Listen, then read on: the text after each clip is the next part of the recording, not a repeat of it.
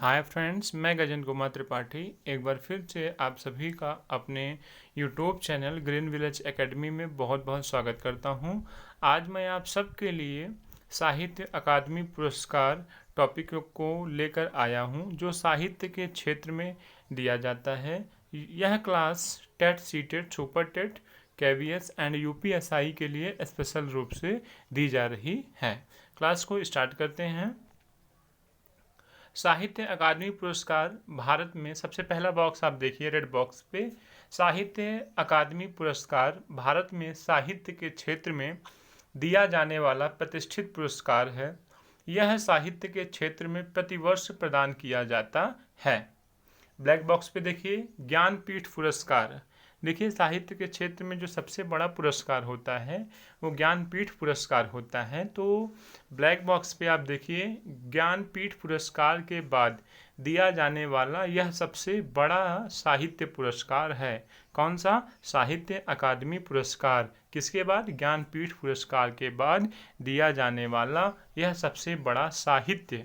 साहित्य का मतलब जो किताबें लिखते हैं, ठीक है, चाहे कविता लिखें चाहे कहानी लिखें, ठीक है। तो साहित्य के क्षेत्र में दिया जाने वाला यह सबसे बड़ा पुरस्कार होता है। देखिए ब्लू बॉक्स पे यह पुरस्कार 24 भाषाओं के लिए दिया जाता है। प्लीज़ इसको नोट डाउन कर लीजिए, एग्ज़ाम की दृष्टि से बहुत ही महत्वपूर्ण है। यह पुरस्कार 24 भाषाओं के लिए दिया जाता है। 22 भाषाएं भारतीय संविधान के 8वीं अनुसूची द्वारा मान्यता प्राप्त हैं, जबकि 2 अन्य भाषाएं हैं राजस्थानी और अंग्रेजी। इस बात को बिल्कुल आप नोट कर लीजिएगा जो मैंने ये बताया है कि ऐसे भी आपको क्वेश्चंस मिल सकते हैं कि भारतीय संविधान के 8वीं अनुसूची के द्वारा कितनी भाषाओं को मान्यता प्राप्त है, तो 22 भाषाओं को, और अक्सर ये एग्जाम में पूछे जाते हैं। ठीक, चलिए फिर से देखिए रेड बॉक्स पे इस पुरस्कार की स्थापना पंडित जवाहरलाल नेहरू ने की थी, जिसकी शुरुआत 1955 में हुई थी। सेकंड बॉक्स पे देखिए इस पुरस्कार का उद्देश्य वैश्विक पटल पर भारतीय साहित्य को बढ़ावा देना। मतलब जब हम किसी क्षेत्र में विशेष पुरस्कार को आयोजित करते हैं तो वो विश्व में फेमस होता है। तो भारतीय साहित्य को बढ़ावा देने के लिए विश्व पटल पर यह पुरस्कार दिया जाता है। ठीक है, और देखिए यह पुरस्कार R.K. नारायण को उनकी रचना द गाइड के लिए पहली बार दिया गया। कभी कभी एग्जाम में आपसे ये पूछ लेता है कि द गाइड के लेखक हैं R.K. नारायण। मैं आपको बता दूं कि अक्सर वही किताबों का नाम एग्ज़ाम में पूछता है जो किताबें अवार्ड पाई रहती हैं या पुरस्कृत की जा चुकी रहती हैं। तो द गाइड के लेखक R.K. नारायण हैं। यह क्वेश्चन एक बार आया हुआ है। ठीक, यह पुरस्कार R.K. नारायण को उनकी रचना द गाइड के लिए पहली बार दिया गया। ग्रीन बॉक्स पे देखिए हिंदी भाषा में लिखित हिम तरंगिणी के लेखक माखनलाल चतुर्वेदी को 1955 में साहित्य अकादमी पुरस्कार मिला। वेरी इंपॉर्टेंट, बहुत ज़रूरी पॉइंट है ये कि हिंदी भाषा में लिखित हिम तरंगिणी के लेखक माखनलाल चतुर्वेदी को 1955 में साहित्य अकादमी पुरस्कार मिला। तो कई क्वेश्चन बन सकते हैं कि हिम तरंगिणी के लेखक कौन हैं, या हिम तरंगिणी को किस वर्ष साहित्य अकादमी पुरस्कार मिला, या माखनलाल चतुर्वेदी को किस रचना के लिए साहित्य अकादमी पुरस्कार मिला, तो हिम तरंगिणी के लिए। ओके, शुरुआत में इस पुरस्कार के लिए ब्लैक बॉक्स पे देखिए शुरुआत में इस पुरस्कार के लिए एक ताम्रपत्र और 5,000 रुपये दिया जाता था। 1983 में यह राशि 10,000 रुपये कर दी गई। 1988 में यह 25,000 रुपये कर दी गई। 2001 में 40,000, 2003 में 50,000 और 2010 में इस साहित्य अकादमी पुरस्कार के लिए जो बैलेंस था, जो मतलब धन दिया जाता था, 1,00,000 रुपये कर दिया गया। ठीक है, तो आज साहित्य अकादमी पुरस्कार पाने वाला एक ताम्रपत्र और 1,00,000 रुपये पुरस्कार के रूप में प्राप्त करता है। रेड बॉक्स में देखिए इस पुरस्कार के लिए 3 संस्थाएं काम करती हैं। यह पुरस्कार किसको मिलना है, किसको नहीं दिया जाना चाहिए, किसी गलत रचना के लिए, अयोग्य रचना के लिए यह न मिल सके, इसलिए 3 संस्थाएं बनाई गई हैं। पहला साहित्य परिषद, दूसरा वित्त समिति, तीसरा कार्यकारी समिति। ओके, ब्लू बॉक्स पे देखिए, साहित्य अकादमी के बाद बहुभाषी पुस्तक, साहित्य अकादमी के पास, बाद नहीं पास, बहुभाषी पुस्तकों का सबसे बड़ा पुस्तकालय है। कई भाषाओं को, जिस भाषा के 22 भाषाएं हैं, 2 अन्य भाषाएं हैं, 24 भाषाओं की 24 किताबें हर साल ये अपने पास रखते हैं।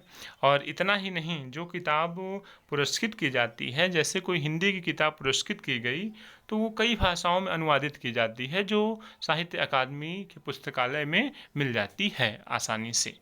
ओके, अंतिम लाइन देखिए, यह पुरस्कार केंद्र सरकार के संस्कृति मंत्रालय के अंतर्गत आता है।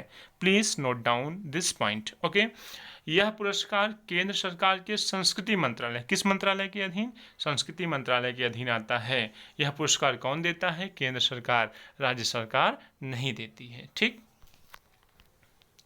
अब देखिए पिंक बॉक्स पे, यह सम्मान, इस सम्मान को प्राप्त करने वाली रचनाओं को भारत की अन्य भाषाओं में अनुवादित किया जाता है। अभी मैंने आपको बताया, इस सम्मान की अवधि मृत्यु के बाद 5 वर्ष होती है। ये लाइन थोड़ा सा आपको समझना है।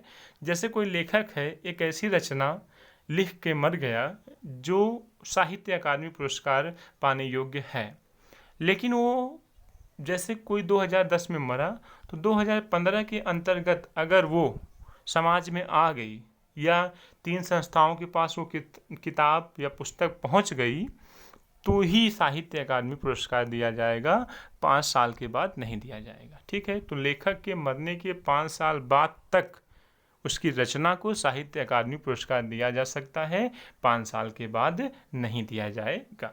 ठीक है, चलिए ब्लू बॉक्स पे देखिए, 2019 में जय श्री गोस्वामी महंत, बहुत इंपॉर्टेंट है, जय श्री गोस्वामी महंत को उपन्यास चाणक्य असमिया भाषा में लिखी गई है, साहित्य अकादमी पुरस्कार मिला।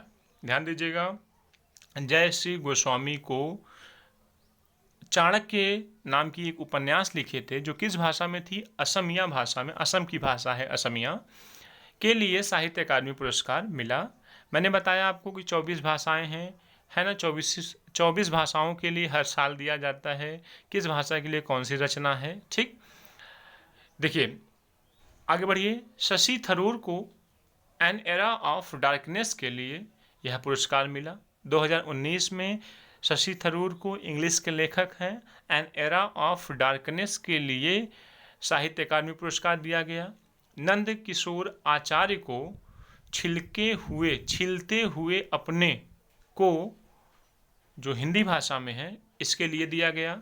कन्नड़ भाषा में रचित आत्मकथा कुड़ी एसारू के लिए विजया को मिला। ठीक है, विजया एक लेखक हैं, कुड़ी एसारू उनकी एक रचना है, आत्मकथा है, किस भाषा में लिखी गई है? कन्नड़ भाषा में। ठीक है, तो इनको साहित्य अकादमी पुरस्कार मिला।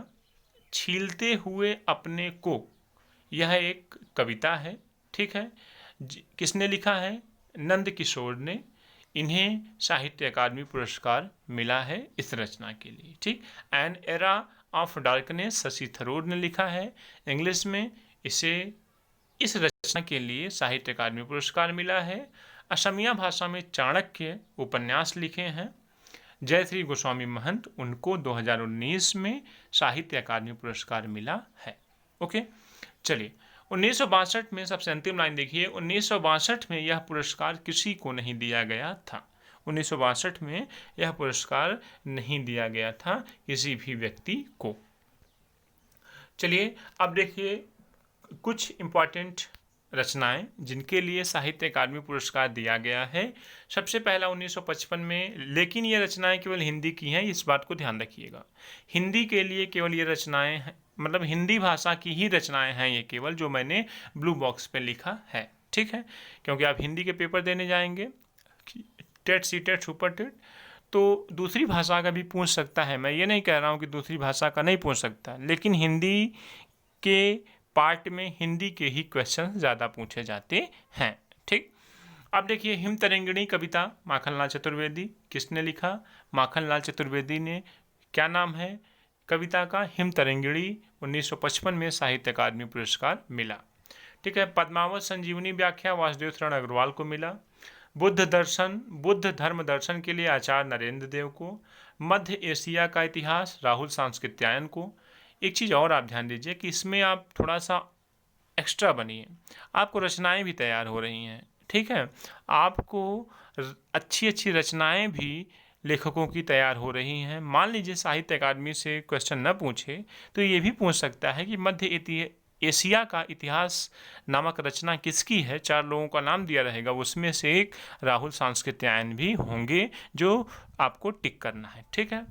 अब देखिए संस्कृति के 4 अध्याय हमेशा पूछा जाता है। रामधारी सिंह दिनकर साहित्य अकादमी पुरस्कार इसको मिल चुका है। किस वर्ष मिला है? 1959 में। काला और बुरहाचंद कविता के लेखक कौन है? सुमित्रानंदन पंत। भूले बिसरे चित्र उपन्यास है भगवती चरण वर्मा की। कलम का सिपाही अमृत राय, ये प्रेमचंद की रचना, प्रेमचंद की जीवनी पे इन्होंने लिखा है अमृत राय ने। आंगन के पार द्वार कविता है अज्ञे ने लिखा है। रस सिद्धांत है नागेंद्र ने। मुक्तिबोध उपन्यास जैनेन्द्र अस्क ने। अमृत और विष उपन्यास अमृतलाल नागर ने। दो चट्टानें हमेशा पूछा जाता है कि दो चट्टानें ये कविता है किसने लिखा? हरिवंश राय बच्चन ने। राग दरबारी उपन्यास है श्रीलाल शुक्ल। निराला की साहित्य साधना रामविलास वर्मा। कविता के नए प्रतिमान नामवर सिंह। बुनी हुई रस्सी कविता है भगवती प्रसाद मिश्रा की। आलोक पर्व निबंध है हजारी प्रसाद द्विवेदी का। मिट्टी की बारात कविता है शिवमंगल सिंह सुमन की। तमस उपन्यास है भीष्म साहनी, मोस्ट इंपॉर्टेंट, ठीक है। तमस किसकी रचना है? भीष्म साहनी की। मेरी तेरी उसकी बात नोवेल है किसकी? यशपाल की। मैं चुका भी नहीं हूँ, मैं चुका भी नहीं हूँ कविता है, लिखा कौन है? शमशेर बहादुर सिंह। ये बगल बॉक्स में आप देख सकते हैं, बहुत ही इम्पोर्टेंट है, ये अभी बहुत ही इम्पोर्टेंट है। आप देख सकते हैं 2018 में पोस्ट बॉक्स नंबर 203 नाला सुपारा, ठीक है। ये किसी सेंटेंस का, ये कोई सेंटेंस नहीं है, ये रचना है। 2018 पोस्ट बॉक्स नंबर 203 नाला सुपारा उपन्यास है, ठीक है। क्या है? उपन्यास है। चित्रा मुजम को साहित्य अकादमी पुरस्कार मिला। तो आपसे मैंने कहा कि साहित्य अकादमी पुरस्कार ही नहीं तो आप रचनाएं भी आपसे पूछ सकता है, ठीक। आपसे पूछेगा पोस्ट बॉक्स नंबर 203 नाला सुपारा किसकी रचना है? तो चित्रा मुजम की, ठीक है। चित्रा मुजम ने साहित्य अकादमी पुरस्कार अपनी इस रचना के लिए प्राप्त किया। अब तक मैंने आपको बहुत इंपॉर्टेंट पॉइंट्स बताए जो एग्ज़ाम के लिए ज़रूरी हैं। मेरे चैनल को सब्सक्राइब कर लीजिए, शेयर कर दीजिए। मैं आप सबके लिए ऐसे ही मेहनत करता रहूँगा जब तक हम सब का नाम सितारों की तरह नहीं चमकने लगता है ना। जज्बात रखिए और विश्वास रखिए, मेहनत करिए, ज़रूर एक दिन आपका फ्यूचर बहुत ब्राइट होगा, बहुत उज्जवल होगा। तब तक के लिए बहुत बड़ी और ग्रेट शुभकामनाओं के साथ मैं आपसे फिर मिलूँगा। जय हिंद, जय भारत। चैनल को सब्सक्राइब कर लीजिए, शेयर कर लीजिए। Thank you so much for watching my video.